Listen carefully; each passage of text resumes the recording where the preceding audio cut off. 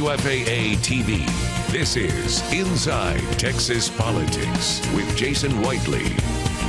Good morning and welcome to Inside Texas Politics. I'm Jason Whiteley. We are watching several bitter battles in this coming Saturday's election. One is for Dallas City Council District number 4. Carolyn King Arnold is running for re-election against Dwaine Caraway. He had to sit out 2 years because of term limits. He is in studio this morning, and we invited the Councilwoman Arnold to appear as well, but she did not want to be with her challenger on set this morning.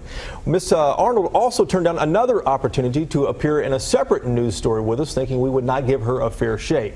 So joining the questioning this morning, as always, is Bud Kennedy of the Star-Telegram. Dwaine, it's good to see you, sir. It's great to be here. On Wednesday, the Texas House votes on its bill to fix the Dallas Police and Fire pension. Mayor Rawlings is now against the bill, says taxpayers are going to foot too much of it without having enough people on the board. Where do you stand on this? Well, I have one concern as relates to the bill, and that concern is giving the mayor the power to appoint 5 people. This is a manager form of government, council manager form of government. And to give a mayor the power to select 5, that should be a process, I feel, for the council and of course the mayor. Okay? We don't know who the future mayor may be. And that means that we're looking at 2035.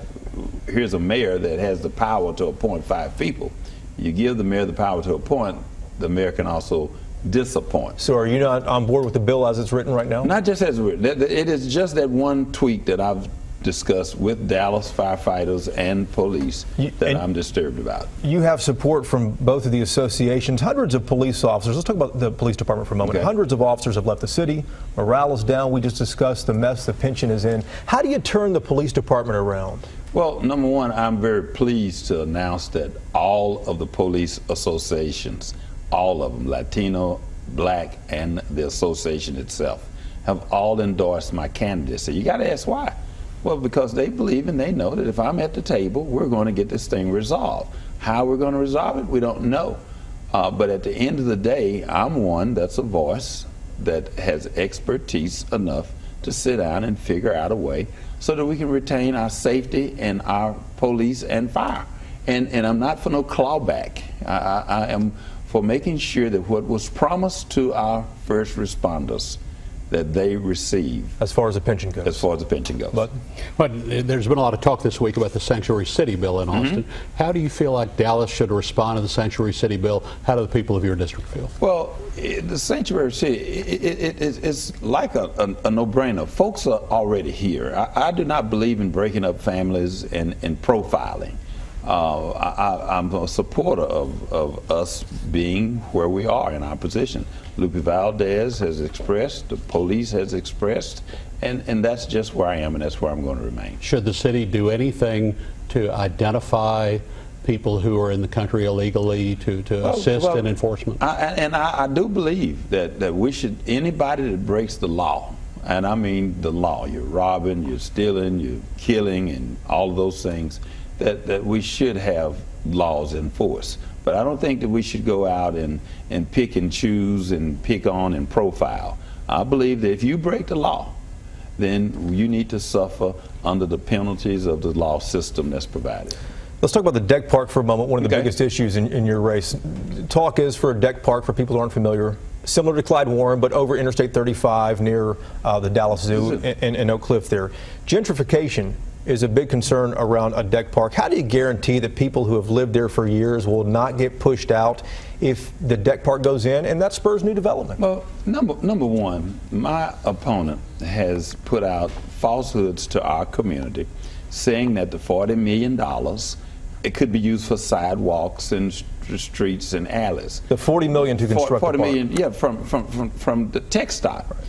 I want the folks to understand that is not true. That $40 million is solely dedicated toward a deck park. We cannot fix streets and alleys. We will fix them when I'm there, but not with that source. Now, this is in front of the zoo. This is a deck park by the zoo. The closest neighborhood of people, in which are a few, that is in historic 10th Street. They need to have an opportunity for some type of development to come. North and East Oak Cliff, we're joining Oak Cliff together. The other side, in which Scott Griggs represents, and District 4, you're bringing Oak Cliff together. We've been talking about bridging the gap, bringing North and South together, and how we're going to split it when we have an opportunity for jobs, fun, family, and recreation in our own area. Dwaine, you're still remembered for pushing a bag ban. Businesses pushed back. Did that help you or hurt you in this race? Not all businesses push back. Some businesses push back. Here's the deal. We may have, first of all, let me first say this. It was not just me. Remember, there were 8 of us that had to vote on passing this bill. I took the blame because I took the leadership role. However, it's a winner. Why is it a winner? Because we educated people. You may not win every battle, but at least we raised the education level so folks are now aware. And we're receiving more pats on the back than kicks in the behind. Dwaine Caraway, good luck to you on Saturday. Early voting is underway. The election is this coming Saturday, the 6th of May. Good luck to you. Thanks for coming in. Thank you all for having me.